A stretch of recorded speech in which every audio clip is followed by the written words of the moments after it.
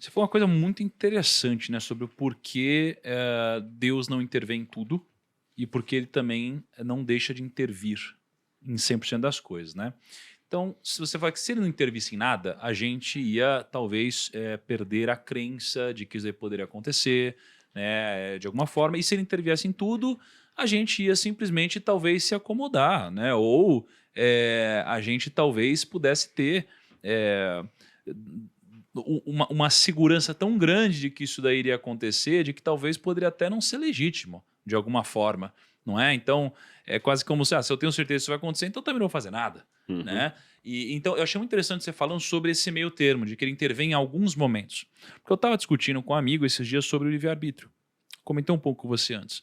Eu estava falando assim, cara, se o livre-arbítrio ele não existe, logo tá tudo escrito, né? E se está tudo escrito, não tem nada que eu possa fazer. E se não tem nada que eu possa fazer, isso daqui significa que logo Deus já escolheu quem vai para o céu, quem vai para o inferno, enfim, quem dá certo, quem dá errado, já escolheu tudo. Por outro lado, né, só acredito que existe o livre-arbítrio, e tem passagens na Bíblia que mostram sobre o poder de uma oração mudar o destino, né, de uma cidade ou de outras coisas, né, começar a perceber que tem umas coisas que eu posso alterar no meu destino. Tá? Então, quando eu pego o que você disse sobre Deus intervir em alguns momentos e o livre-arbítrio, eu começo a refletir um pouco sobre os momentos onde os seres humanos sentiram segurança demais. E os momentos onde os seres humanos sentiram segurança demais poderia ser equivalente ao momento onde Deus poderia intervir em tudo. E no momento onde a gente sente segurança demais, a gente começa a cometer algumas cagadas. Então, eu tenho inúmeros exemplos disso. Um deles foi de um documentário que eu vi recentemente, do Bernie Madoff, né? De um dos maiores casos de pirâmides da história. Né? Mais de 50 bilhões de dólares foram perdidos. Né? E eu percebi algumas coisas muito interessantes nesse caso. Porque o Bernie Madoff ele começou, tá? A semente do erro dele começou para mim em duas coisas. Ele, primeiro, era um cara que queria agradar todo mundo, então ele queria ser amado por todo mundo. E aí passamos por uma grande crise. E aí, durante uma grande crise, ele não quis falar para os clientes que ele perdeu dinheiro. E ele conseguiu um dinheiro para dar para os clientes. E ao invés de ele aceitar o fracasso dele em ter tomado péssimas decisões e ter perdido dinheiro, ele preferiu dizer que através de uma tacada de gênio ele tinha conseguido não perder dinheiro para os clientes dele. Então ele optou por ser um mentiroso e guardar isso aqui dentro, ao invés de aceitar que ele tinha fracassado nesse momento. Então tudo começou pela necessidade de agradar todo mundo. E quando isso começou, ele guardou uma pequena mentira dentro dele. E com o passar do tempo, essa mentira ela vai crescendo. Quando você não dá alusão ao problema, isso aqui vai crescendo até o momento que isso aqui te consome.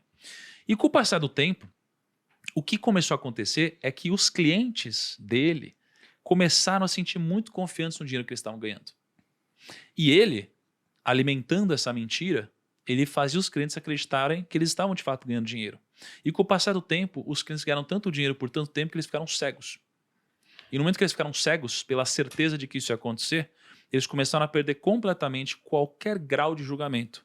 Até o momento onde eles se entregaram tanto que essa pirâmide ficou tão grande e que eles começaram a perder grana, porque a ganância os consumiu, né? Desejos humanos os consumiram. Então, eu vejo que no momento onde a gente fica cego pelo excesso de certeza, o excesso de segurança, a gente começa a perder dinheiro ou integridade, ou seja lá o que for, porque a ganância nos conquista com agrados e nos proporciona uma falsa segurança. E talvez Deus não queira que isso aconteça porque sabe a consequência desse excesso de segurança. Eu Né? achei perfeita a ilustração que você fez, e se me permite, não estou falando da vida após a ressurreição, no céu, que nós vamos ter uma nova mente. Eu estou falando Perfeito. dessa situação que nós estamos aqui, tá bom? O que você colocou aí em linhas gerais é como se Deus agora saísse curando todo mundo.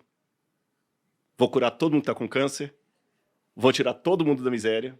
É como se Deus agora artificialmente fizesse isso. Aliás, essa questão de Deus intervir, por que ele não intervém sempre?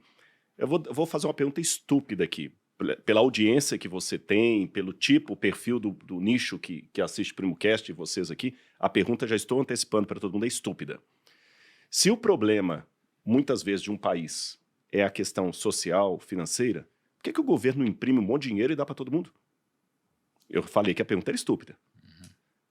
Eu, quando era criança, eu pensava assim, é só chegar na Casa da Moeda imprime dinheiro e dá para todo mundo. Tem gente que acha que é isso Cara, até tem hoje. político que ainda acha Que acha isso. que é isso. Não, eu não vou falar o nome do país por uma questão de caraca. ética, mas eu mesmo e Laura fomos a um país recentemente que o governo fez isso.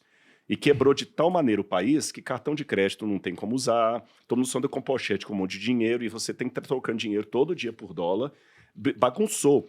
Então, se Deus saísse agora distribuindo milagre para resolver todos os problemas, é como se fosse, ou no exemplo que você deu, que eu achei muito didático, vou até pedir licença para usá-lo em alguma palestra, ou no exemplo também que eu dei aqui de imprimir dinheiro. Então, se o problema é que o pessoal não tem dinheiro, então todo mundo vai ter dinheiro. Vou dar aí, eu vou colocar agora na conta de todo mundo aí 100 mil reais por dia para você comprar o que você quiser. E o camarada vai lá, compra o carro, mas você sabe que nenhuma economia se sustenta desse jeito. Então, É uma por isso, consequência, né? por isso que Deus também ele age de acordo, entre aspas, com as leis do mercado.